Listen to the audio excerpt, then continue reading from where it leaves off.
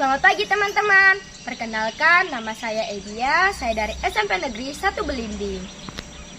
Di sini saya akan menyampaikan sebuah kisah dongeng tentang Bukit Kelam. Bukit Kelam merupakan bukit batu raksasa yang berbentuk monolit dengan ketinggian mencapai 1000 meter di atas permukaan laut. Bukit Kelam merupakan tempat wisata andalan yang berada di Kabupaten Sintang, Provinsi Kalimantan Barat. Keberadaan Bukit Batu Raksasa ini memiliki cerita asal-usulnya yang masih dikenal hingga sekarang. Dahulu kala, hiduplah dua orang sakti bernama Bujang Beji dan Marubai. Dua orang ini memiliki sifat yang sangat bertolak belakang. Bujang Beji memiliki sifat yang sombong dan suka mendengki, sedangkan Marubai memiliki sifat yang rendah hati. Baik Bujang Beji maupun Marubai sama-sama memiliki pekerjaan sebagai penangkap ikan. Bujang Beji menangkap ikan di Sungai Simpang Kapuas, sedangkan Marubai menangkap ikan di Sungai Simpang Melawi. Bujang Beji selalu menangkap semua ikan, baik itu ikan kecil maupun ikan besar. Akibatnya, populasi ikan di Sungai Simpang Kapuas semakin menyusut. Berbeda dengan Bujang Beji, Marubai selalu melepaskan ikan-ikan yang kecil. Dia hanya membawa pulang ikan yang sudah besar saja. Hal itu membuat populasi ikan di Sungai Simpang Melawi masih terus terjaga.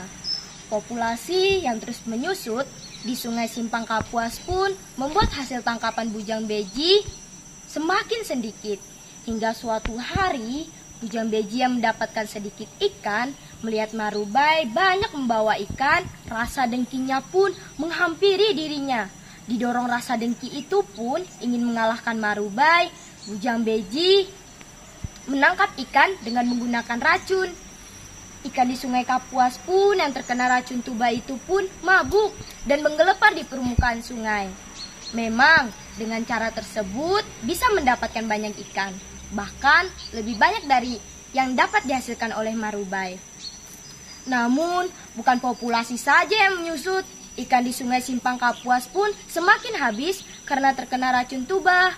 Kadang kian, Bujang Beji semakin menjadi-jadi ketika ia melihat Marubai masih saja membawa banyak ikan. Aku akan menutup aliran Sungai Simpang Melawi dengan menggunakan puncak bukit batu tersebut.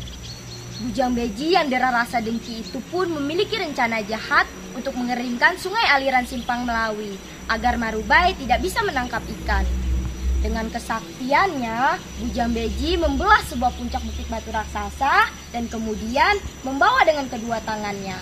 Tanpa disadari oleh Bujang Beji, sombong sekali manusia itu. Dengan seenaknya dia membelah sebuah puncak bukit batu. Sosok bidadari yang marah karena melihat ulah Bujang Beji yang dengan seenaknya dia memotong sebuah puncak sebuah bukit.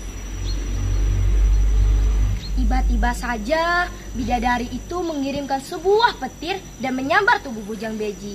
Bujang Beji pun yang tidak tahu akan ada petir yang menyambarnya pun terkejut. Batu raksasa itu pun jatuh.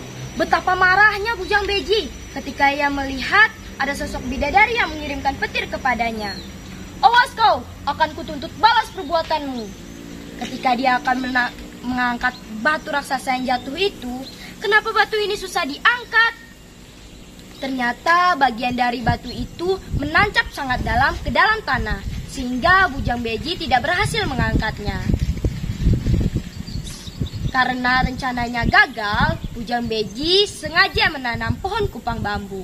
Dalam beberapa hari saja, pohon itu tumbuh sangat tinggi hingga mencapai langit. Nah, aku akan membalas perbuatan bidadari yang telah mengagalkan rencanaku. Sebelum memanjat pohon, Bujang Beji memberikan sesajian kepada hewan-hewan hutan agar mereka tidak mengagalkan rencananya. Sepertinya Bujang Beji kelupaan mengasih sesajian kepada rayap dan beruang. Lihatlah, Bujang Beji tidak mengasih kita sesajian. Kita harus memberinya pelajaran. Apakah kau ada ide? Bagaimana kalau kau saja mencari idenya? Badan saja yang besar. Kirain disuruh mikir malah lemot. Hehehe. Bagaimana kalau kita rubuhi saja pohon itu biar ambruk dan biar Bujang Beji gagal mencapai langit? Wah, ide bagus. Aku setuju. Tanpa menunggu lama pun, beruang segera menggerogoti bagian bawah pohon kupang bambu itu. Pasukan rayap pun menyusul bersama pasukan layap lainnya. Sementara itu, Bujang Beji hampir mencapai langit. Seketika tiba-tiba saja pohon itu bergetar. Bujang Beji pun jatuh dari ketinggian hingga menyebabkan Bujang Beji meninggal dunia. Gagal sudah rencananya mengeringkan aliran sungai Simpang Melawi serta membalaskan perbuatan bidadari.